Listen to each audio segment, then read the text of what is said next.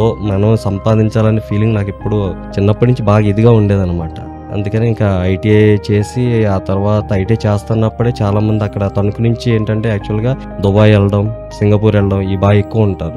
అలాగా సరే నేను అలా వెళ్ళాలని చెప్పేసి నేను అప్పుడే చదువుతున్నప్పుడే ఫిక్స్ అయిపోయాను. మనం కష్టపడితే సంపాదించేస్తామంటే నాకు తెలిసి రోడ్ల పక్కన టెలిఫోన్ వైర్ల కోసం గోతులు తీసేవాళ్ళ కంటే కష్టపడేవాడు, ఆ డ్రైనేజీలు క్లీన్ చేసేవాడు కంటే కష్టపడేవాడు ఎవడో లేడు. ఏ రోజన్నా ఎదుగుతారు వాళ్ళు, ఇప్పుడు వాళ్ళు అదే చేస్తారు. కష్టపడితే పైకి వచ్చేస్తామంటే మాత్రం నేను నమ్మను. ఇంకా యాక్చువల్గా నాకు మ్యారేజ్ సెట్ అయిన తర్వాత కార్డ్స్ కూడా పంచిపెట్టేసాం. మ్యారేజ్ సెట్ అయ్యి లీవ్ పెట్టాను సింగపూర్ లో. అప్పటికి నాకు యాక్చువల్ 2 years కాంట్రాక్ట్. అది కూడా సేమ్ లైక్ ఎన్నాళ్ళ నుంచి చేసుకోవచ్చు వర్క్. 2 years కాంట్రాక్ట్ మీద వెళ్తాను. సేమ్ దీనికి లాగే దుబాయ్ లాగానే వెళ్ళిన తర్వాత నేను నమ్మేది ఏంటంటే, నేను అనుకునేది మనం ఒక బిజినెస్ స్టార్ట్ చేస్తామంటే దాంట్లో ఎంతో కొంత మనకు తెలిసి ఉండాలి, ఎక్స్పర్ట్ అయి ఉండాలి దాంట్లో. అది తెలియకుండా మనం ఏదన్నా బిజినెస్ స్టార్ట్ చేసామంటే ఏదో వచ్చేస్తే దాంట్లో స్టార్ట్ చేస్తే, నాకు మ్యారేజ్ ఆ అమ్మాయిని ఇచ్చి పెళ్లి చేసిందే వాళ్ళు నా జాబ్ చూసి. కరెక్ట్. ఇక్కడ చూస్తే నాకు జాబ్ పోయింది. లీవ్ ఇవ్వనన్నారు, కార్డ్స్ పంచిపెట్టేస్తాం. ఇంకో 10 days లో మ్యారేజ్. అది మనకి ఎక్కడ అమౌంట్ పోతుందో తెలుసుకునే లోపే మన దగ్గర చాలా పోతుంది. నీకు ఆ బిజినెస్ మీద అనుభవం ఉంటే నీకు ఎక్కడ పోతుందో నువ్వు తొందరగా కనిపెట్టగలవు. అంటే నువ్వు గెస్ చేస్తావు ఇక్కడ నీ అమౌంట్ పోతుంది అది ఇది. మన తెలుగు వాళ్ళలో ఏంటంటే ఏ ఆడపిల్లకైనా సరే పెళ్ళైన అమ్మాయిని చాలా వాల్యూ ఇస్తారు, కానీ మగాడికి సంపాదిస్తేనే వాల్యూ. సంపాదన లేకపోతే మగాడు కుక్క బతుకు కంటే మ్యానుఫ్యాక్చరింగ్ చేసే ఇండస్ట్రీస్ నేను చెన్నైలో ఒకటి వేసాను, ఇక్కడ పొడంగల్ ప్లాంట్ నేనే చేశాను. హైదరాబాద్ పటాన్ చెరువు దగ్గర అంటే ఒక పార్ట్ కొంచెం నేనే చేశాను. లిటరల్ గా పీక్స్ లోకి వెళ్ళిపోద్ది ల్యాబ్ మెయింటైన్ చేయడం అంటే మామూలుగా ఉంటుంది. అంటే ఎట్లా ఒక ఇన్స్టెన్స్ మాది అంటే డైరెక్ట్ హ్యాండ్ ఇచ్చేస్తారా టైంకి? అట్లా మన కమిట్మెంట్ ఉంటుంది, డెలివరీ బాల్స్ ఉంటుంది. అడ్వాన్స్ తీసుకుంటారు, వచ్చేస్తాం రేపొద్దున వచ్చేస్తాం సార్ అని అడ్వాన్స్ తీసుకుంటాడు. తెల్లారితే ఫోన్ ఎత్తాడు, ఒక పక్క నుంచి కస్టమర్ దుబ్బేస్తుంటాడు. ఏం చేయాలో అర్థం కాదు. కస్టమర్ ఫోన్ మనం ఎత్తలేము, కస్టమర్ కి ఏం చెప్పాలో అర్థం కాదు. ఇప్పుడు మోసం చేసేవాడు అనుకో, ఓకే ఎత్తేసి ఏదో ఒకటి చెప్పేస్తూ ఉంటాడు. మళ్ళీ తర్వాత సింగపూర్ పోయినావు అంటే మళ్ళా రిటర్న్ ఎందుకు వచ్చినావు అంటే పెళ్లి చేసుకోవడానికి వచ్చినా నన్ను? అదే అమ్మాయ? లేదు, ఆ అమ్మాయి హ్యాండ్ ఇచ్చింది నేను అక్కడికి వెళ్ళిన తర్వాత. అంటే ఇప్పుడు నువ్వు సింగపూర్ పోతే ఆల్రెడీ కొంచెం మంచిగానే సెటిల్ అయి ఉంటుంటావు కదా. అంటే ఆ అమ్మాయి ఇంట్లో సో నన్ను సింగపూర్ పంపించేసి ఆ అమ్మాయి నన్ను వదిలేసింది. ఆ తర్వాత ఇంకా మళ్ళీ అంటే ఆ అమ్మాయి స్క్రిప్టే అది. ఆ అమ్మాయి స్క్రిప్ట్ చాలా బాగా ఆడింది కదా. బాగా సారీ టు హియర్, బట్ అంత స్మార్ట్ అమ్మాయి. నేను అనుకోలే యాక్చువల్గా వాళ్ళు యాక్సెప్ట్ చేస్తారని. నేను వాళ్ళని బెదిరిద్దాం అన్నట్టుగా నేను సరే ఓకే రిజైన్ చేసేస్తాను నేను అన్నా. ఎందుకంటే నా స్కిల్స్ నాకు తెలుసు, అక్కడ నా స్కిల్స్ నాకు తెలుసు. ఇదంతా చేసింది చెన్నై వాళ్ళు, తమిళ వాళ్ళు చేశారు మొత్తానికి. మధ్యలో నాకు అంటే నేను వాళ్ళని కొంచెం బీట్అవుట్ చేస్తున్నానని అర్థమయ్యి నా పైన ఉండేవాళ్ళు కొంతమంది కావాలని చెప్పి ఇదంతా, ఇది కూడా గేమ్, పార్ట్ ఆఫ్ గేమ్. అక్కడ ఈ గేమ్ ఆడారు, వాళ్ళు నన్ను తొక్కాలని చూశారు.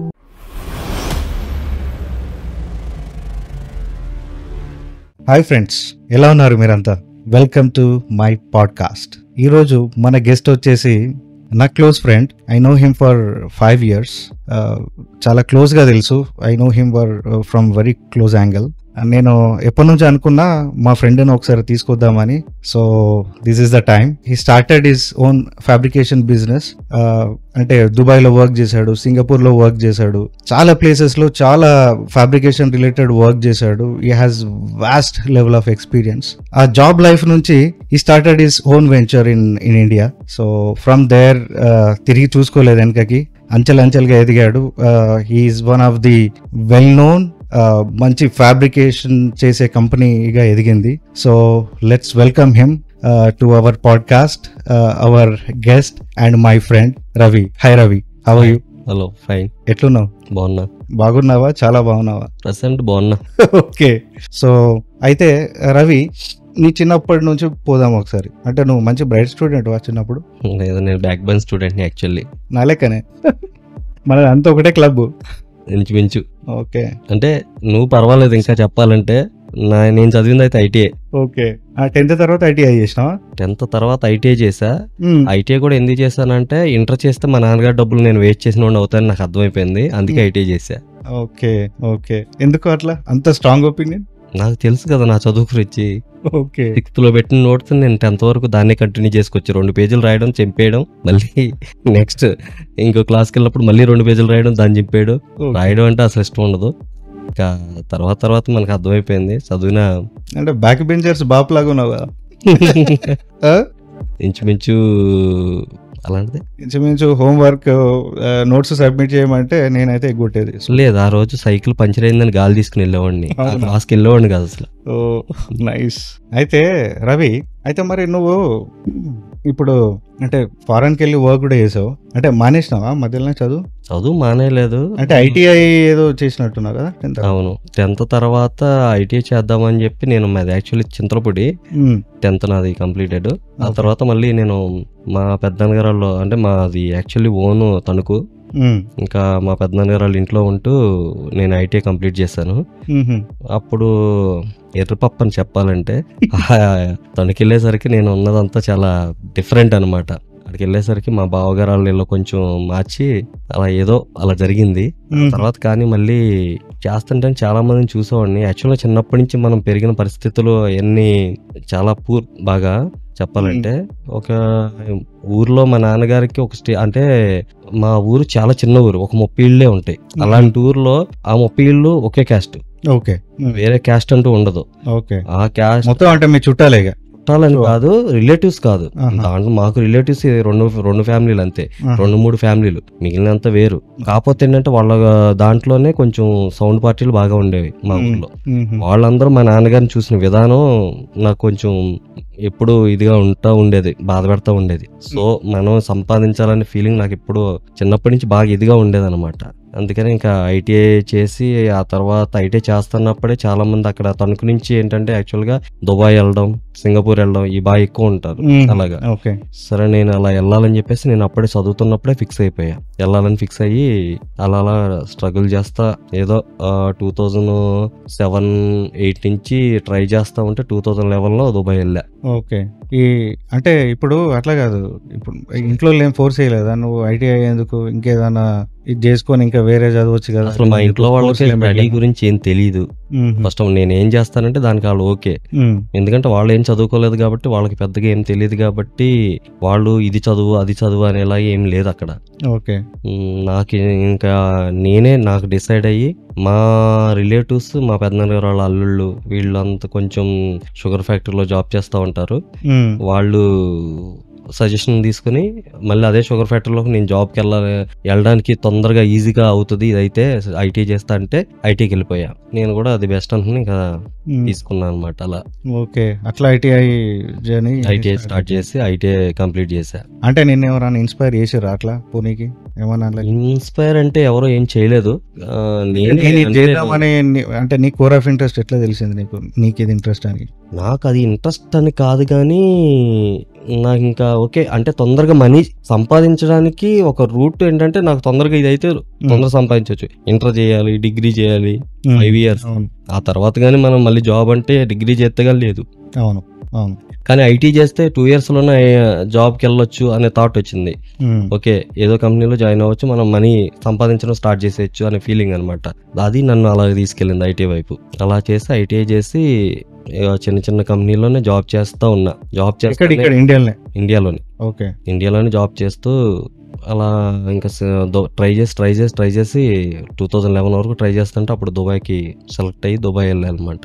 షిప్ యార్డ్ దుబాయ్ అంటే బెహ్రైన్ షిప్ యార్డ్ లో రిపేర్ యార్డ్, షిప్స్ అంటే రిపేర్ అనమాట, షిప్స్ రిపేర్. అక్కడికి వెళ్ళాను. అక్కడికి వెళ్ళి అక్కడ మంచిగా ఒక 2 years చేశాను. ఓకే, 2 years చేసి మళ్ళీ ఇండియా వచ్చేసా. ఎట్లుంది మరి అది? అంటే ఎట్లుంది అది జర్నీ? ఎట్లుండే మరి అది? అంటే దుబాయ్ అంటే నేను రకరకాల విన్నా, నేను అంటే గల్ఫ్ కంట్రీస్ పెనూర్ల కష్టాలు ఎక్కువ విన్నదని సుఖాలు ఎక్కువ వినలే నేను. అంటే వాట్ వాజ్ యువర్ జర్నీ? కష్టాలంటే చాలా కష్టపడ్డా. ఎంత కష్టపడ్డామంటే అక్కడ హీట్ ఎక్కువ ఉంటుంది బాగా. అది షిప్ లో వర్క్ అంటే మనం ఒక 5 floors బిల్డింగ్ ఎక్కి మళ్ళీ 5 floors బిల్డింగ్ దిగితే లోపల పంప్ హౌస్ అంత పైకెక్కి దిగాలి లోపలికి, అక్కడ వర్క్ చేయాలి. ఈ రోజు మనకి సమ్మర్ అక్కడ 50 degrees ఉంటే ఆ హీటు తెల్లారేసరికి ఇంకా పెరుగుతుంది. అంటే ఆ ఐరన్ హీట్ ఎక్కిపోయి ఉంటది, అది కూల్ అవ్వదు, నైట్ లో కూల్ అవ్వదు అక్కడ ఉన్న వేడికి. అది ఒక్కో రోజుకి పెరుగుతూనే ఉంటది అనమాట. అలాంటి అక్కడ ఆ లోపలికి ఎయిర్ కావాలంటే మనకి పైన బ్లోయర్స్ పెట్టి పైపుల ద్వారా లోపలికి ఎయిర్ పంపిస్తుంటారు షిప్ లో. అలాంటి ప్లేసెస్ లో వర్క్ చేసాం. అంటే అది కొంచెం రిస్కే జాబ్, బాగా రిస్క్, చాలా రిస్క్. అంటే మిస్ అయ్యి కనుక ఉంటే మిస్ అంటే దాంట్లో ఎట్లా అని కాదు కానీ మనకు అక్కడ ఇక్కడ సంపాదించాలి వెళ్ళాలి అనే ఫీలింగ్ లో వెళ్ళిపోయాం. కానీ అక్కడికి వెళ్ళి ఫస్ట్ డే నిద్రపోయినంత సేపు మన కళ్ళలో ఇండియా ఉంటది, మన ఇంట్లో ఉంటాం. లేచేసరికి అక్కడ అది చూసి ఇంకా 2 years ఇక్కడ గడపాల్సింది ఇంకా 2 years గడపాలా అని ఒక థాట్ వచ్చి బాత్రూంలో ఏడ్చిన రోజులు చాలా ఉన్నాయి. బాత్రూంలో కూడా ఏడ్చాం. అంటే నేననే కాదు, చాలా మంది ఫేస్ చేస్తారు ఇలాగా. ఫ్యామిలీ అంటే ఒకటి మనీ ఫ్యామిలీ రెండు కావాలనుకునేవాడు మాత్రం ఎక్కడికి వెళ్ళకూడదు. అదైతే నేను బాగా ఫిక్స్ అయిపోయా. మనీ కావాలనుకున్నవాడు బయటికి వెళ్ళాలి, ఫ్యామిలీ కావాలనుకున్నప్పుడు ఫ్యామిలీతోనే ఉండాలి. కానీ మనీని ఫ్యామిలీని అడ్జస్ట్ చేయాలనుకుంటే మాత్రం చాలా కష్టం. అది కాదు మరి ఫ్యామిలీ బాగుండాలంటే డబ్బే కదా కావాల్సింది రవి. ఫ్యామిలీ మనీ కావాలి, కానీ దానికోసం ఫ్యామిలీని వదిలేసంటే కొన్ని ఎమోషన్స్ తో కూడుకున్న వాళ్ళకి అది చాలా కష్టం. ఇంకా అది అంటే డబ్బే కావాలనుకున్నప్పుడు నిజంగా వెళ్ళిపోతారు చాలా మంది. మనం ఏంటంటే ఇంకా ఫ్యామిలీ కావాలి, మనీ కావాలి, రెండు కావాలన్నప్పుడు అది కొంచెం చాలా బాధతో కూడుకుంది. ఇంకా చెప్పాలంటే అలాంటి సిచ్యువేషన్స్ ఫేస్ చేసి అక్కడ 2 years కంప్లీట్ చేయడానికి చాలా ఇబ్బంది పడతా కంప్లీట్ చేసి వచ్చేసా. ఇంకా నేను రిజైన్ చేసి వచ్చేసా అక్కడి నుంచి. నేను యాక్చువల్గా ఒక 10 years చేయాలనుకుని వెళ్ళిన వాడిని 2 years కి మళ్ళీ రిజైన్ చేసి వచ్చేసా. ఓకే, అదే అంటే ఫస్టే వాళ్ళు చెప్పారు అన్నట్టు ఒక 10 years కాంట్రాక్ట్ లెక్క. అలా ఏం లేదు, మన ఇష్టం, మన ఎన్నాళ్ళైనా ఉండొచ్చు అక్కడ. ఓకే, 10 years 20 years అని ఒకటి contract. Actual contract 2 years contract. అది మనకు అలా అని చెప్పేసి ఏముండదు, మనం కంటిన్యూ చేసుకుంటే వెళ్ళొచ్చు అలాగా. ఓకే, అంటే షిప్ ను బట్టి కదా, షిప్ ఫినిష్ అయిన తర్వాత ఇంకో షిప్ కి అట్లా షిప్ అంటే అది రిపేర్ యార్డ్ కాబట్టి కంటిన్యూ షిప్స్ ఉంటానే ఉంటుంది. వర్క్ ప్రాబ్లం ఉండదు, అది వర్క్ ఉంటది. అది ఇన్నాళ్ళలో కంప్లీట్ అయిపోద్ది అలా అని ఏమి ఉండదు. ఇంకా రిపేర్ యార్డ్ కదా. అంటే అందులో నీ వర్క్ ఏంటి రవి? మామూలుగా నాది మెకానికల్. యాక్చువల్ నేను మెకానికల్. Okay, ITI mechanical. నేను నాది పంపు రిపేర్ అన్నమాట. అంటే షిప్ వాటర్, మనకి ఇప్పుడు వాటర్ లో షిప్ వెళ్తున్నప్పుడు, సీలో వెళ్తున్నప్పుడు బలాస్ట్ పంప్స్ ఇవన్నీ ఉంటాయి అనమాట. అవి షిప్ కి సైడ్ లో ట్యాంక్స్ ఉంటాయి. అది వాటర్ ఫిల్ చేసుకుని బాగా వెయిట్ కావాలన్నప్పుడు దాంట్లో ఆ పంప్స్ ద్వారా వాటర్ ఫిల్ చేస్తారు. ఓకే, మళ్ళీ ఆ వెయిట్ అవసరం లేదు అన్నప్పుడు వాటర్ తీసేస్తారు బయటకు, అప్పుడు షిప్ పైకి తేలుతుంది అలా. ఆ పంప్స్ కి రిపేర్ చేయడం, అలాంటి పంప్స్ చాలా ఉంటాయి. ఓకే, అవన్నీ రిపేర్ చేయడం అనమాట. రిజైన్ చేసి వచ్చేసా నన్ను. అంటే రిజైన్ చేయడానికి రీజన్స్ ఏమైనా ఉన్నాయా, లేకపోతే అంటే హోమ్ సిక్ అయ్యి ఇంట్లో వాళ్ళు గుర్తుకొచ్చి వచ్చావా, లేకపోతే ఇంకేదైనా రీజన్సా? అంటే మామూలుగా నువ్వు అనుకొని ఉండవు కదా, ఒక 10 years అని అనుకొని ఊహించుకొని వెళ్ళిపోయినావు. అవును, మధ్యలో డ్రాప్ అయినావు. 2 years గా రిజైన్ చేసి ఇంటికి వచ్చేసినా నన్ను. అంటే ఏది మోటివేట్ చేసింది అంటే రిజైన్ చేయడానికి, ఇంటికి రావడానికి? యాక్చువల్ గా నేను ఒక అమ్మాయిని లవ్ చేశా 10th లో. Okay okay, this is interesting. ఆ అమ్మాయి యాక్సెప్ట్ చేసేసరికి కరెక్ట్ గా ఆ అమ్మాయి యాక్సెప్ట్ చేసిన రోజు నాకు అదే టైంలో వీసా రావడం, దుబాయ్ వీసా యాక్సెప్ట్ చేయడం, నాకు వీసా రావడం ఒకే రోజు ఒకే టైంలో జరిగినాయి. నెక్స్ట్ కాల్ టు కాల్ అనమాట. ఓకే, అలా జరిగినాయి. సో కొంచెం బాధగానే వెళ్ళాను. మళ్ళీ అదే అమ్మాయి కోసం రిజైన్ చేసి తిరిగి వచ్చేసాను. మరి ఏమైంది అది యాంగిల్? అంటే ఫేస్ వచ్చావు అంటే ఏంటి, అంటే వాట్ వాజ్ ది సిచ్యువేషన్? అంటే అంత ఈజీ కాల్ కాదు అది, అంత ఈజీ టాస్క్ ఏం కాదు. రిజైన్ చేసి రిటర్న్ వచ్చినావంటే ఎంతో స్ట్రాంగ్ రీజన్ ఉంటుంది తప్ప రావు. ఆ అమ్మాయిని మ్యారేజ్ చేసుకోవాలని వచ్చేసాను నేను. మళ్ళీ ఇక్కడికి వచ్చిన తర్వాత ఆ అమ్మాయికి ఏంటంటే నా దగ్గర ఉన్న, అంటే మేము ఫైనాన్షియల్ గా చాలా వీక్ అప్పుడు వాళ్ళతో పోల్చుకుంటే. వాళ్ళు కొంచెం రిచ్ ఫ్యామిలీ మాతో పోల్చుకుంటే. నాకున్న 2 acres అయితే వాళ్ళకి ఒక 15 acres అలా ఉంది. వాళ్ళు కొంచెం రిచ్ ఫ్యామిలీ. అయితే అలా ఆ అమ్మాయికి అప్పుడు వచ్చిన తర్వాత మళ్ళీ నాకు ఇలా ఈ శాలరీ అయితే మా ఇంట్లో నేను ఇచ్చి పెళ్లి చేయరు, ఇలాంటి కొన్ని మాటలు అంటా ఉంటే ఇలా మళ్ళీ ఎక్కడికన్నా వెళ్ళిపో జాబ్కి అది ఇది అని అంటే సరే అని చెప్పేసి నేను అప్పుడు మళ్ళీ సింగపూర్ వెళ్ళిపోయా. సింగపూర్ లో జాబ్ చూసుకుని మళ్ళీ అది ship manufacturing, new ships manufacturing అక్కడ సింగపూర్ లో సెమ్కార్ప్ మెరైన్ అని అక్కడికి వెళ్ళా. అంటే సేమ్ ఇదే నేచర్ ఆఫ్ జాబ్. సేమ్ కాకపోతే న్యూ షిప్స్ మ్యానుఫ్యాక్చరింగ్, మొత్తం షిప్ మొత్తం మ్యానుఫ్యాక్చరింగ్ అనమాట అది. ఓకే ఓకే, సో అంటే అది ఎట్లా ఎక్స్పీరియన్స్? అదే ఎన్ని ఏళ్ళు చేసావు అక్కడ? 1 year చేశాను నేను. ఓకే, నేను మ్యారేజ్ కుదిరింది, మ్యారేజ్ కోసం వచ్చేసి వచ్చింది. అయితే రవి మరి ఇప్పుడు రిజైన్ చేసి ఇక్కడ అమ్మాయి గురించి వచ్చినావు. ఓకే, మళ్ళీ తర్వాత సింగపూర్ పోయినావు అంటే మళ్ళా రిటర్న్ ఎందుకు వచ్చినావు? అంటే పెళ్లి చేసుకోవడానికి వచ్చినా నన్ను. అదే అమ్మాయా? లేదు, ఆ అమ్మాయి హ్యాండ్ ఇచ్చింది నేను అక్కడికి వెళ్ళిన తర్వాత. అంటే ఇప్పుడు నువ్వు సింగపూర్ పోతే ఆల్రెడీ కొంచెం మంచిగా సెటిల్ అయి ఉంటావు కదా. అంటే ఆ అమ్మాయి ఇంట్లో ఒప్పుకోరని చెప్పేసి అర్థమైపోయి ఆ అమ్మాయి నన్ను సింగపూర్ వెళ్ళి, అంటే మళ్ళీ నన్ను ఆ లైఫ్ కుదిలేయాలనుకున్న అమ్మాయి. సో నన్ను సింగపూర్ పంపించేసి ఆ అమ్మాయి నన్ను వదిలేసింది. ఆ తర్వాత ఇంకా మళ్ళీ అంటే ఆ అమ్మాయి స్క్రిప్టే అది. ఆ అమ్మాయి స్క్రిప్ట్ చాలా బాగా ఆడింది కదా. బాగా. సారీ టు హియర్, బట్ అంత స్మార్ట్ అమ్మాయి. ఉమ్. అయితే ఇప్పుడు మళ్ళీ వేరే అమ్మాయిని తీసుకున్నావు పెళ్ళి? యాక్చువల్గా నాకు మ్యారేజ్ సెట్ అయ్యింది, అంటే ఇంకా మా పేరెంట్స్ కూతులేసాను, మ్యారేజ్ సెట్ అయ్యింది, పేరెంట్స్ సంబంధం చూసారు.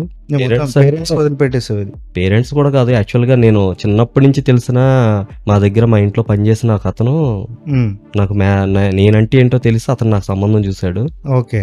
వాళ్ళ ఊర్లో సంబంధం చూశాడు, మ్యారేజ్ సెట్ అయింది ఫైనల్ గా ఆ అమ్మాయితో. ఓకే అని చెప్పేసి నేను కూడా యాక్సెప్ట్ చేశాను. ఇంకా యాక్చువల్గా నాకు మ్యారేజ్ సెట్ అయిన తర్వాత కార్డ్స్ కూడా పంచిపెట్టేసాం. మ్యారేజ్ సెట్ అయింది, లీవ్ పెట్టాను సింగపూర్ లో. అప్పటికి నాకు యాక్చువల్ 2 years కాంట్రాక్ట్, అది కూడా సేమ్ లైక్ ఎన్నాళ్ళ నుంచి చేసుకోవచ్చు వర్క్, 2 years కాంట్రాక్ట్ మీద వెళ్తాము. సేమ్ దీనికి లాగే, దుబాయ్ లాగానే. వెళ్ళిన తర్వాత మ్యారేజ్ సెట్ అయింది, ఇంకా లీవ్ పెట్టుకున్నాను, ఓకే అన్నారు.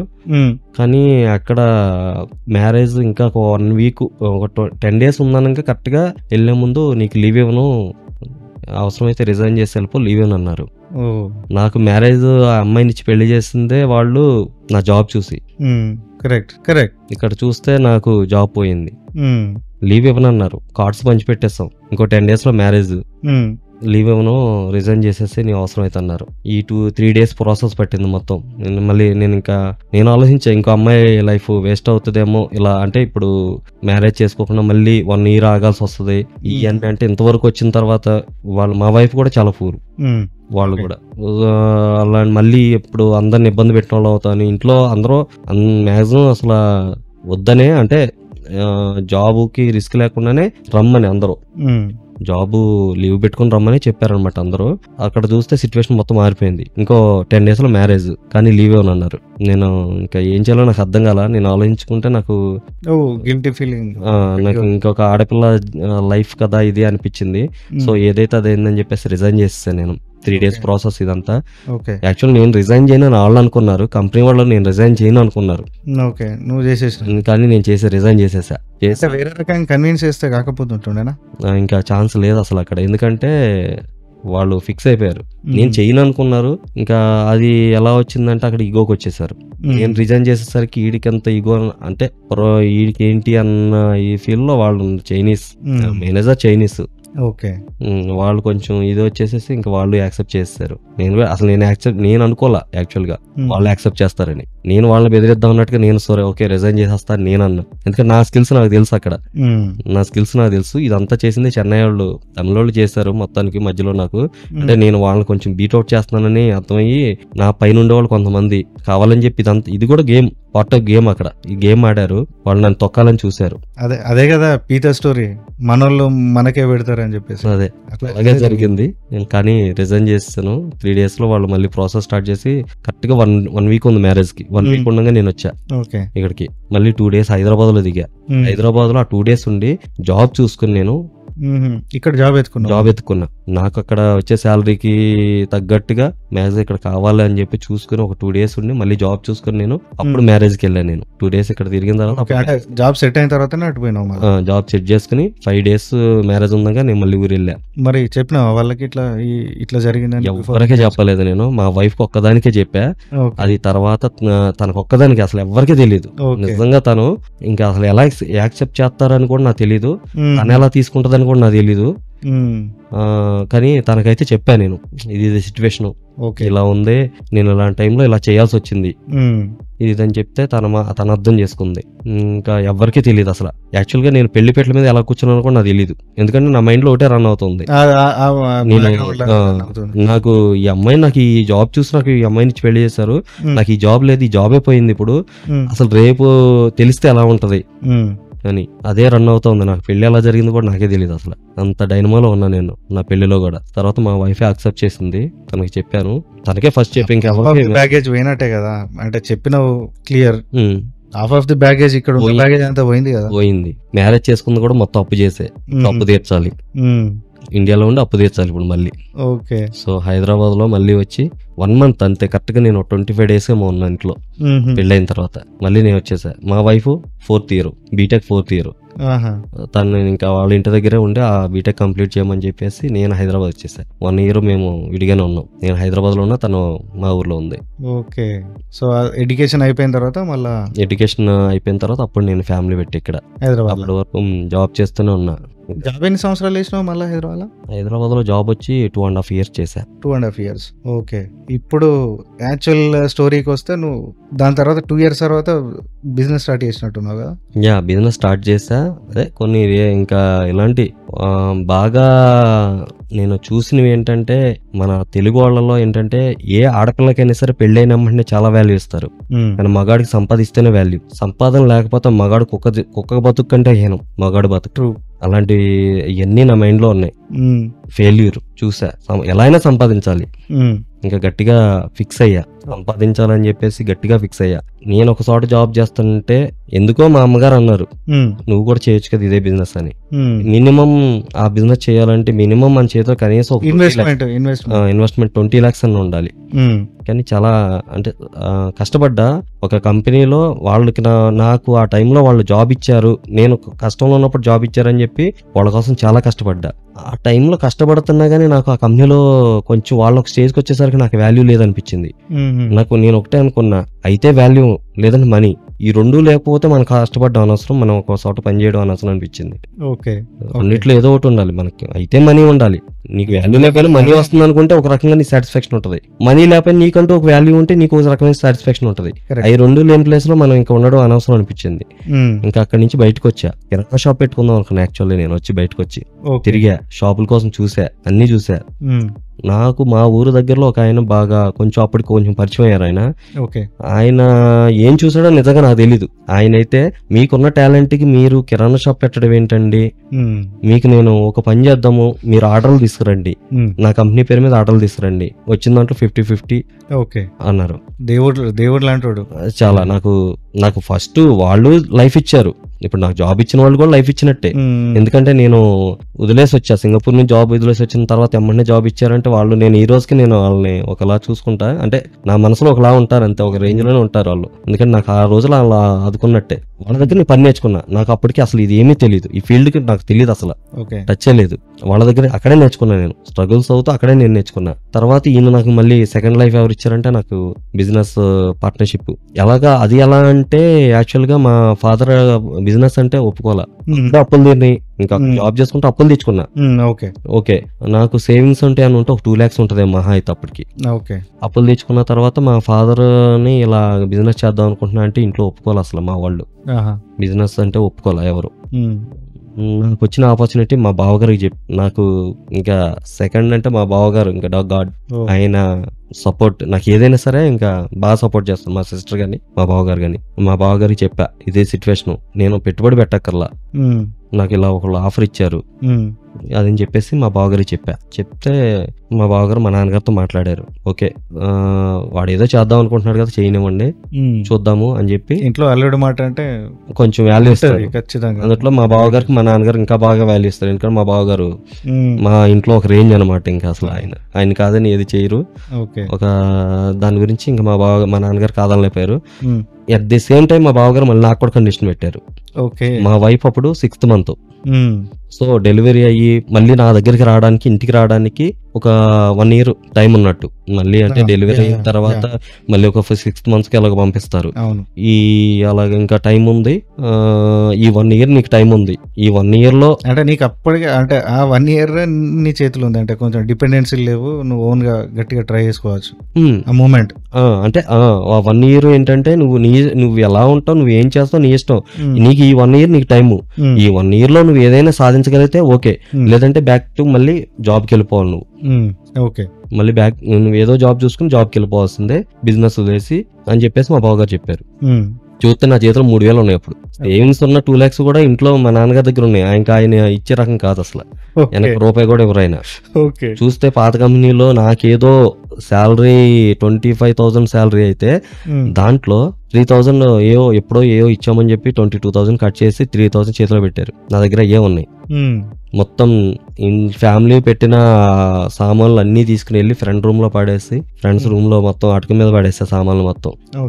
మళ్ళీ బిజినెస్ స్టార్ట్ చేసి ఇంకా తిరుక్కుంటూ నేను ఇంకా అంటే ఇన్వెస్ట్మెంట్స్ మరి ఇందాక నువ్వు అన్నట్టుగా ఏం లేదు, జీరో. వేరే ఒక అతను పార్ట్నర్ ఆయన దగ్గరే, ఆయనతో కలిసే ఇంకా నాది ఇంకా ఓన్లీ వర్క్ల కోసం తిరగడం. వర్క్ వస్తే వర్క్ చేస్తే దాంట్లో 50-50 ప్రాఫిట్ లో ఇంకా తిరుగుతున్నా. ఒక 6 months అలా 6 months పట్టేసింది, ఒక్క వర్క్ కూడా రాలా, తిరుగుతూనే ఉన్నా. ఇదంతా హైదరాబాద్ లోనే పల్సర్ బండి మీద వరంగల్ అవతల ములుగు వరకు సమ్మర్ లో మే నెలలో అదే రోజు వెళ్ళి వచ్చేవాడిని. అంతలా తిరిగా. బిజినెస్ స్టార్ట్ చేసిన కొత్తలో అంత కష్టపడ్డా, ములుగు వరకు వెళ్ళి వచ్చేవాడిని అదే రోజు. వెళ్ళడం రావడం అదే రోజు సమ్మర్ లో. అంతలా కష్టపడి ఎలాగో వరంగల్లో వర్క్ పట్టుకున్నా ఫస్ట్. దాంట్లో ఒక 50,000 ప్రాఫిట్ వచ్చింది. 2 months శాలరీ వచ్చింది అనుకున్నా నేను ఒకటే లెక్కేసుకున్నప్పుడు. నా శాలరీ నెలకి 25,000, దాన్ని నేను బిజినెస్ లో సంపాదించగలిగితే చాలు అనుకున్నా. నేను బిజినెస్ చేసుకుంటూ ఆ 25,000 సంపాదించగలిగిన చాలు అని నేను స్టార్ట్ చేశా. ఒకళ్ళ కింద పని చేయవసల్లా, మనకు నచ్చినట్టు మనం బతకొచ్చు. పని చేస్తే గ్రోత్ ఎక్కడిది రవి? రియాలిటీ మాట్లాడుకుంటే పని చేస్తే ఏదో బతుకుతారు అంతే. అవును, అది కూడా అయితే పెడుతుంది కానీ మన లైఫ్ లో అయితే బాగుపడవు. బావిలో కప్ప బతుకు జాబ్ అంటే బావిలో కప్ప బతుకు, అది పైకి రాలేదు. అంతకంచెం మించి ఏదైనా వర్డ్ ఉందా? అది అంతే, ఎంతసేపు అక్కడే ఉంటది అదే బావి. దానికి ఇంకా బావి నుంచి పైకి అది రాలేదు, వేరే ప్రపంచం. అంటే ఒక 10 రూపాయలు ఎక్కువ ఇస్తే అబ్బా 10 రూపాయలు ఎక్కువ వచ్చినాయనే హ్యాపీనెస్, టెంపరీ హ్యాపీనెస్ తప్ప. బయటికి వెళ్తే 11 రూపాయలు పెరుగుంటది వేరేది. అంతే, అదృష్టం ఏదైనా కలిసి రావాలి. అవును, ఆవగించంటే అదృష్టం ఉండాలంటారు కదా. నేను బాగా నమ్ముతా. ఒకటి, ఏ మగాడి జీవితంలో అయినా సరే ఒక 3 stages లో లైఫ్ చేంజ్ అవుద్దబ్బా. అది 10th తర్వాత తీసుకునే స్టెప్, పెళ్ళైన తర్వాత, పిల్లలు పుట్టిన తర్వాత. ఈ 3 stages లో లైఫ్ చేంజ్ అవుద్ది. నేను దుబాయ్, సింగపూర్ వెళ్ళడానికి 10th తర్వాత నేను తీసుకున్న స్టెప్ ITI. తర్వాత మ్యారేజ్ తర్వాత మళ్ళీ ఎందుకో బిజినెస్ లోకి రావాల్సి వచ్చింది. బిజినెస్ లోకి వచ్చా. ఆ బిజినెస్ లో స్ట్రగుల్స్ తోనే ఉంది. కరెక్ట్ గా పిల్లలు ఎప్పుడైతే పుట్టారో అప్పటి నుంచి నా లైఫ్ స్టార్ట్ అయింది చెప్పాలంటే. ఏ మగాడైనా పిల్లలు తినాలని రాసి పెట్టుంటేనే ఆ మగాడు సంపాదించగలడు. ట్రూ, నేను నమ్మే సిద్ధాంతం. ఏ మగాడైనా సరే మనం కష్టపడితే సంపాదించేస్తామంటే, నాకు తెలిసి రోడ్ల పక్కన టెలిఫోన్ వైర్ల కోసం గోతులు తీసే వాళ్ళకంటే కష్టపడేవాడు, ఆ డ్రైనేజీలు క్లీన్ చేసేవాడు కంటే కష్టపడేవాడు ఎవడో లేడు. ఏ రోజన్నా ఎదుగుతారు వాళ్ళు, ఇప్పుడు వాళ్ళు అదే చేస్తారు. కష్టపడితే పైకి వచ్చేస్తామంటే మాత్రం నేను నమ్మను. అది అంటే అదృష్టం కూడా ఉండాలి అంటూ. అదృష్టం ఉండాలి కంపల్సరీ. అది పిల్లలు తినే అదృష్టం ఉంటే వాళ్ళ పేరు చెప్పుకొని మనం తింటాం అనుకుంటా నేను. వాళ్ళ వల్ల నాకు కలిసి వచ్చింది అలా అనుకుంటా నేను ఇప్పటికీ. సో దాని తర్వాత ఇప్పుడు అట్లా చూసుకుంటారు అవి. ఇప్పుడు నీ నేచర్ ఆఫ్ జాబ్ ఏంటి అసలు? What is fabrication? అసలు ఏం చేస్తారు మీరు బేసిక్ గా? ఒక కాంటెక్స్ట్ మాకు అర్థమయ్యేలాగా ఒక ప్రాజెక్ట్ గురించి ఏదైనా చెప్పు, సో దట్ మేము అందరం కనెక్ట్ అవుతాం. ఇప్పుడు ఫంక్షన్ హాల్స్ ఉంటాయి. ఇప్పుడంతా ఫంక్షన్ హాల్ మొత్తం ఐరన్ కన్స్ట్రక్షన్. అవును. సో అది ఈ Kirby structures Kirby structure fabrication అంటే అది కిర్బీ స్ట్రక్చర్స్ అన్నమాట. Warehouses, function halls, industries, manufacturing. ఇప్పుడు ఐకియా ఉన్నది, ఐకియాది కూడా స్ట్రక్చర్స్. ఫ్యాబ్రికేషన్స్ అనేది ఇంకా బడ్జెట్ ని బట్టి లెవెల్ ఆఫ్ స్ట్రక్చర్ అంతే. అంటే ఇప్పుడు ఫంక్షన్ హాల్స్ కూడా అట్లనే వేసేస్తున్నారా? దాంట్లో మళ్ళీ వేరే వర్క్ కూడా ఇన్వాల్వ్ అవుతుంది కదా, సివిల్ వర్క్ ఇట్లా ఉంటది. సివిల్ నేను చేయను యాక్చువల్ గా. కొంతమంది సివిల్ ప్లస్ ఫ్యాబ్రికేషన్ చేస్తారు. అది నాకు అంటే సివిల్ నాకు టచ్ లేదు. నేను నమ్మేది ఏంటంటే, నేను అనుకునేది మనం ఒక బిజినెస్ స్టార్ట్ చేస్తామంటే దాంట్లో ఎంతో కొంత మనకు తెలిసి ఉండాలి, ఎక్స్పర్ట్ అయి ఉండాలి దాంట్లో. అది తెలియకుండా మనం ఏదన్నా బిజినెస్ స్టార్ట్ చేసామంటే ఏదో వచ్చేస్తే దాంట్లో స్టార్ట్ చేస్తే అది మనకి ఎక్కడ అమౌంట్ పోతుందో తెలుసుకునే లోపే మన దగ్గర చాలా పోతుంది. నీకు ఆ బిజినెస్ మీద అనుభవం ఉంటే నీకు ఎక్కడ పోతుందో నువ్వు తొందరగా కనిపెట్టగలవు. అంటే నువ్వు గెస్ చేస్తావు ఇక్కడ నీ అమౌంట్ పోతుంది అది ఇదని. నువ్వు మళ్ళీ దాన్ని సరి చేసుకోవడానికి చాలా తొందరగా ప్లాన్ చేసుకోవచ్చు నువ్వు. కాకపోతే ప్రతి కోరిలేటెడ్ కదా, అంటే 2 వర్క్లు కలిసే నడుస్తూ ఉంటాయి, అట్లా ఉంటది కదా. ఉంటది. నేను ఏం చేస్తా, నేను కస్టమర్ సపోర్ట్ చేస్తా. అంటే నేను ఒకటే సిద్ధాంతం నమ్మి బిజినెస్ స్టార్ట్ చేశా. అంటే జెన్యున్ గా చేద్దాం, క్వాలిటీగా చేద్దాం. ఏదైతే అది అయింది, మోసం చేసి అలా కాకుండా జెన్యున్ గా చేద్దాం, క్వాలిటీగా చేద్దాం. 10 కొటేషన్లు ఇస్తే ఒక వర్క్ వస్తుందో లేదో నాకు తెలియదు, కానీ ఒక కస్టమర్ చెప్తే ఇంకో కస్టమర్ కి కంపల్సరీ వర్క్ ఇస్తాడు. నేను ఒక కస్టమర్ ని సాటిస్ఫై చేయడం కోసం వర్క్ చేసుకుంటూ స్టార్ట్ చేశాను నేను. సో కస్టమర్ మౌత్ పబ్లిసిటీ, నాకు- కస్టమర్ సాటిస్ఫై అంటే ఇంకొకరికి రెఫర్ చేస్తాడు. అంతే, ఆ రిఫర్ చేస్తాడు. That is how basically any నా స్ట్రాటజీ అది నా స్ట్రాటజీ. నేను నమ్మిన సిద్ధం, నేను నా స్ట్రాటజీ అది. నేను కస్టమర్స్ హ్యాపీగా ఉండాలి ఫస్ట్ ఆఫ్ ఆల్. ఆ కస్టమర్ ఇంకో కస్టమర్ కి చెప్పాడంటే ఆ వర్క్ 100% వస్తుంది. 10 కొటేషన్లు ఇచ్చిన వర్క్ పట్టుకోవడం చాలా కష్టం. నేనైతే నా కస్టమర్ నేను హ్యాపీగా ఉంచితే ఆ కస్టమర్ చెప్తే కంపల్సరీ వస్తుందని నేను నమ్మా. అంటే ఇప్పటివరకు చేసిన వాటిలో కొంచెం ఏమైనా బిగ్గెస్ట్ ప్రాజెక్ట్ ఏదైనా ఉందా?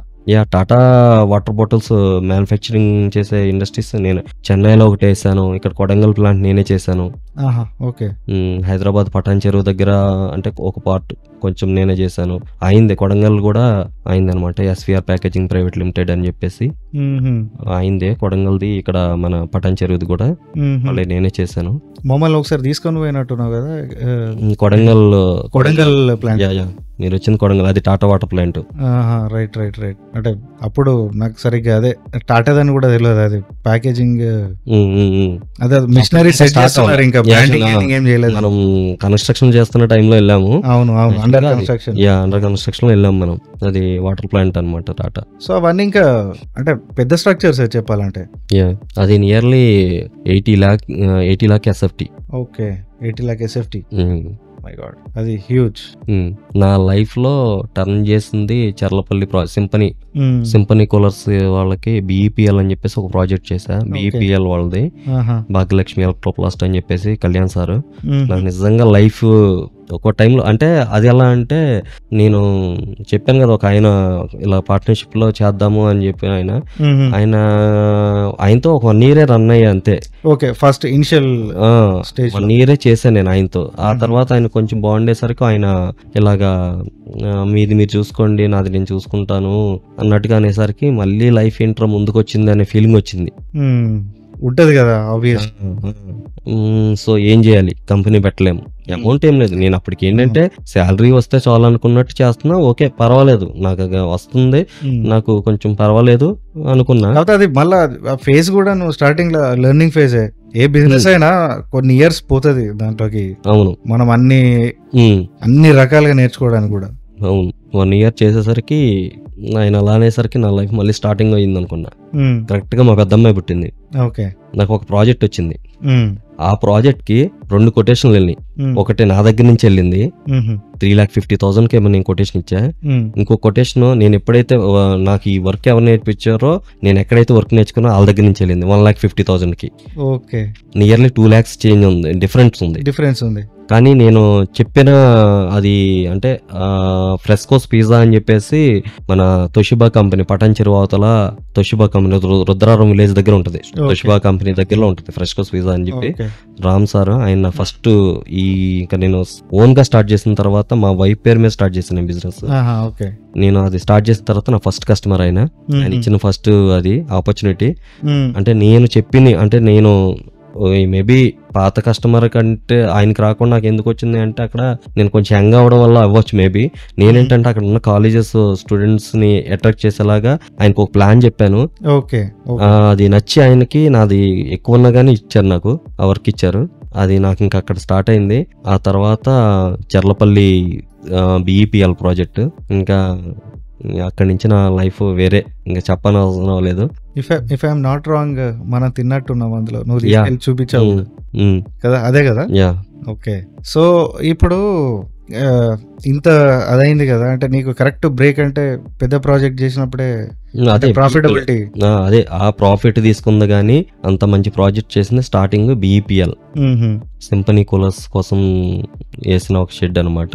ఓకే, దాన్ని ఆ కస్టమరే ఎందుకో తెలియదు నాకు ఒక వీడియో తీసైనా డ్రోన్ కెమెరాతో వీడియో కూడా తీసి ఆ ప్రాజెక్ట్ చేస్తుంటే దాన్ని నువ్వు చేసుకోరా అంటే, నేను చేసిన వర్క్ ఆయనకి నచ్చి ఆయన చాలా ప్రెజర్ లో ఉన్నప్పుడు నేను ఆ వర్క్ టేకప్ చేశాను. వేరే వాళ్ళకి ఇచ్చిన వర్క్ నేను మళ్ళీ ఆయన నాకు ఇచ్చారు, నేను టేకప్ చేశాను.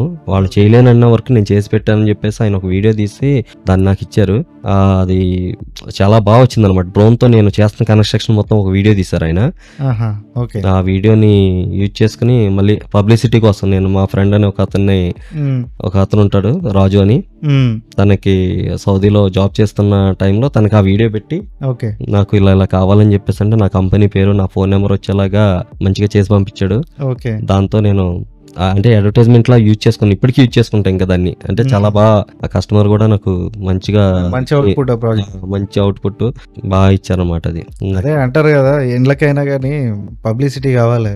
అవును, జో దిక్తా ఓ బిక్తా. నమ్ముతావా?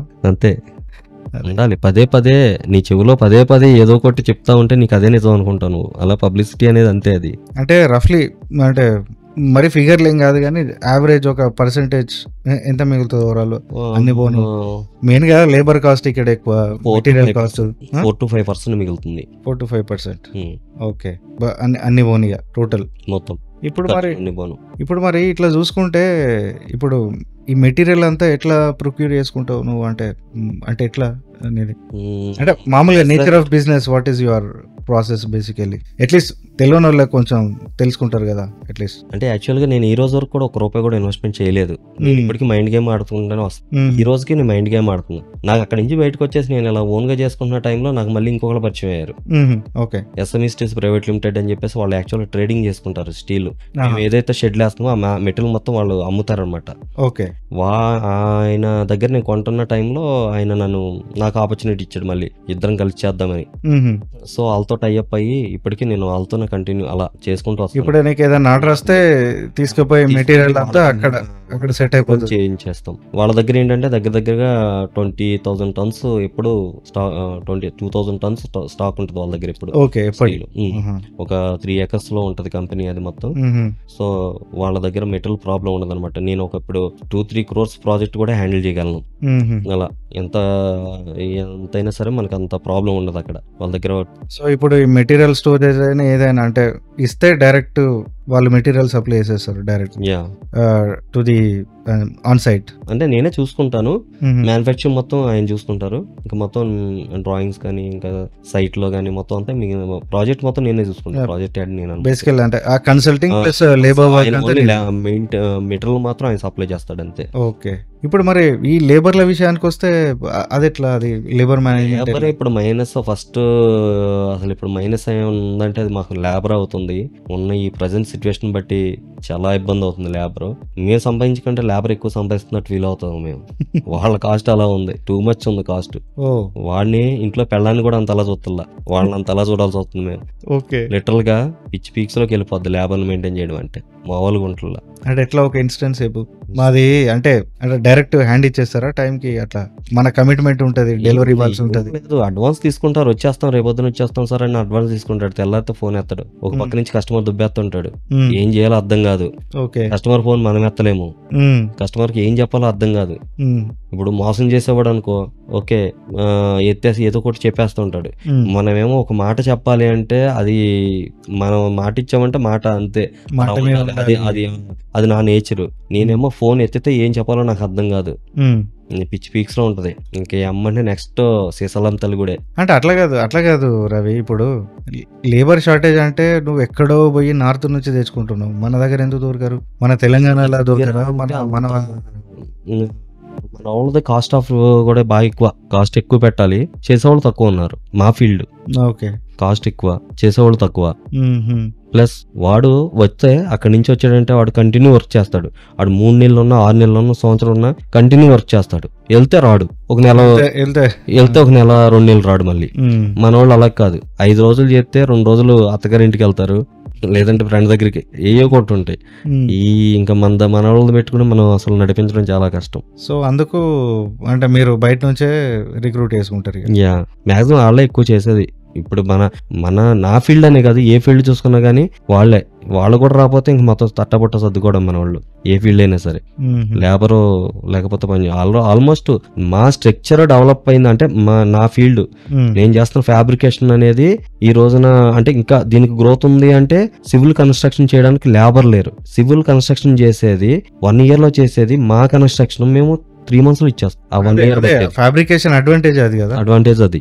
ఈ రోజు సివిల్ లో లేబర్ మెయింటైన్ చేయడం చాలా కష్టం. అంటే లేబర్ దొరకట్లేదు సివిల్ కి. ఆడికి 100 మంది కావాలంటే నాకు 20 మంది సరిపోతారు నాకు. వాళ్ళు 1 year లో ఇచ్చేది మేము 3 months లో ఇచ్చేస్తాం ప్రాజెక్ట్. సో అందుకే మాకు కొంచెం ఇప్పుడు ఏంటంటే ఇది డెవలప్ అవడానికి కూడా ఇంప్రూవ్మెంట్ ఉంది, ఫ్యూచర్ లో కూడా బాగుంటది. ఇప్పుడు నేను హైటెక్ సిటీ ఏరియాలో చూస్తా ఉంటే మొత్తం ఫస్ట్ ఇదే ఫ్యాబ్రికేషన్, ఐరన్ స్ట్రక్చర్, మొత్తం ఐరన్ స్ట్రక్చర్, గ్రౌండ్ లెవెల్ వరకు సివిల్ ఉంటది, ఇంకా అక్కడి నుంచి మొత్తం ఐరన్. అవును అవును. సో అది ఫాస్ట్ గా అవుతుంది, ప్లస్ స్ట్రాంగ్ ప్లస్ మూవబుల్, మళ్ళీ ఇంకో చోట చేసుకోవచ్చు, వేసుకోవచ్చు దాన్ని. అదే ఈ మెటీరియల్ రీయూజ్ అవుతుందా? మళ్ళీ రీయూజ్ అవుతుంది. ఓకే. సివిల్ కన్స్ట్రక్షన్ చేసి నువ్వు 30 సంవత్సరాల తర్వాత అయినా సరే పడగొడితే నీకు దాంట్లో ఏమీ రూపాయి రాదు. అంతే. ఇది అలా కాదు. ఇది అప్పుడు స్క్రాప్ కమ్మినా కానీ ఈ రోజు మనం పెట్టిన 30 years తర్వాత అంటే ఈ రోజు మన ప్రాజెక్ట్ కి కేజీకి 100 రూపాయలు పెడితే 100 రూపాయలు ఆ రోజు స్క్రాప్ రేట్ ఉంటుంది 30 years తర్వాత. ఓకే. మనకి ఇంట్రెస్ట్ పోద్ది అంతా. అక్కడ మనం పెట్టిన మన డబ్బులు మనకు వచ్చేస్తాయి. అదే అడ్వాంటేజ్ అది. దాంట్లో అడ్వాంటేజ్ అంటే మెయిన్ అదే. ప్లస్ టైం సేవింగ్ చాలా టైం. ఓకే. ఇది అంటే దీంట్లో కెరీర్ ఎట్లా ఉంటది అంటే ఇన్ కేస్ కొత్తగా వద్దాం అనుకున్న వాళ్ళకి what is your advice, what is your one advice? Career అంటే ఎవరి టాలెంట్ ని బట్టి వాళ్ళకి ఆధారపడి ఉంటది.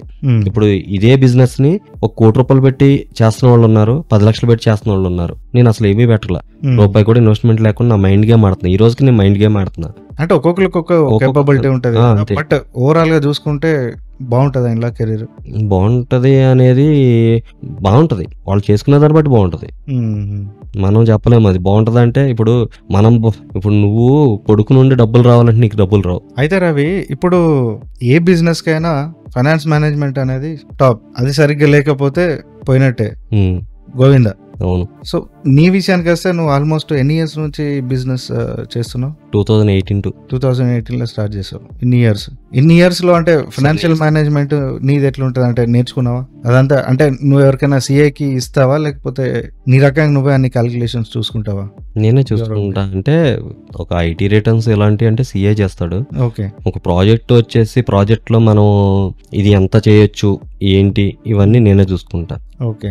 అంటే ఫైనాన్షియల్ మేనేజ్మెంట్ గురించి మీ టిప్స్ ఏంటి అసలు? ఏదైనా అంటే ఇప్పుడు నీ ఫీల్డ్ లో నీకు తెలుసు, కానీ ఓవరాల్ గా చూసుకుంటే ఫైనాన్షియల్ మేనేజ్మెంట్ ఎందుకు అవసరం, దాని ఇంపార్టెన్స్ ఏంది? యాక్చువల్ నాకు అంత ఇంగ్లీష్ రాదండి. ఫైనాన్షియల్ మేనేజ్మెంట్ అంటే ఏంటది? నాకు డబ్బుల లెక్క చూసుకోవడం, డబ్బు మేనేజ్ చేయడం.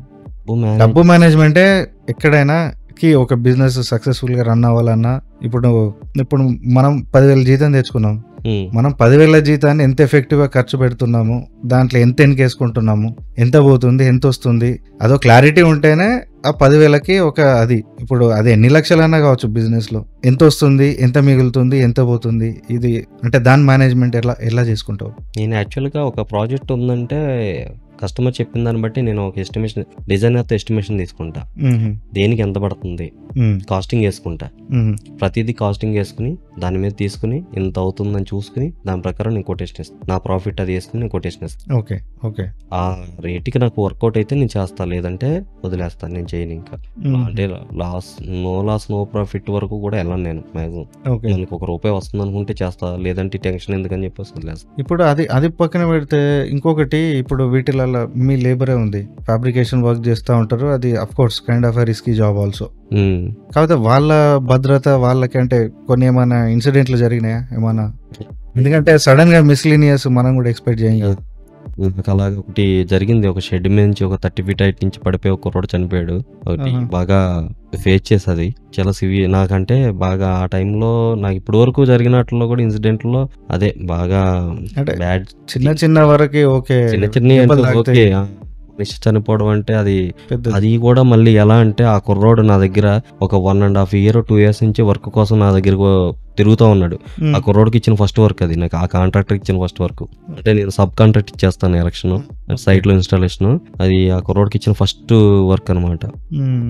ఆ వర్క్ కి అలా జరగడం నాకు అసలు చాలా ఇప్పటికీ బాధపడుతుంటా ఆ విషయంలో.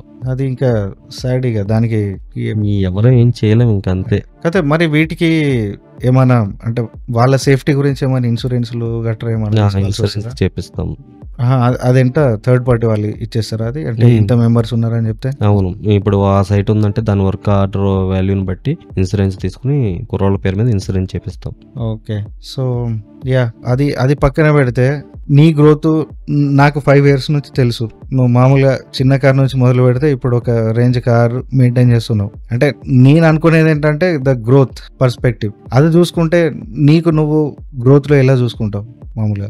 గ్రోత్ లో అంటే యాక్చువల్గా ప్రజెంట్ నేనున్న సిచ్యువేషన్ అంటే ఎలా ఉంటదంటే, మనం ఒక స్టేజ్కి రావడానికి ఎంత కష్టపడతామో ఆ స్టేజ్కి వచ్చిన తర్వాత దాన్ని నిలబెట్టుకోవడానికి అంతకంటే ఎన్ని సంకలనాకాలంటే ప్రజెంట్ ఆ సిచ్యువేషన్ నేను అనుభవిస్తున్నా. నిలబెట్టుకోవడానికి నానా సంకలనాకాలు మామూలుగా ఉండదు, వాచిపోద్ది. కష్టపడిన దానికంటే దాన్ని నిలబెట్టుకోవడం. ఎందుకంటే మనం కష్టపడుతున్నంతసేపు మనల్ని ఎవడో చూడదు, అసలు ఎలా ఎదిగామో చూడదు.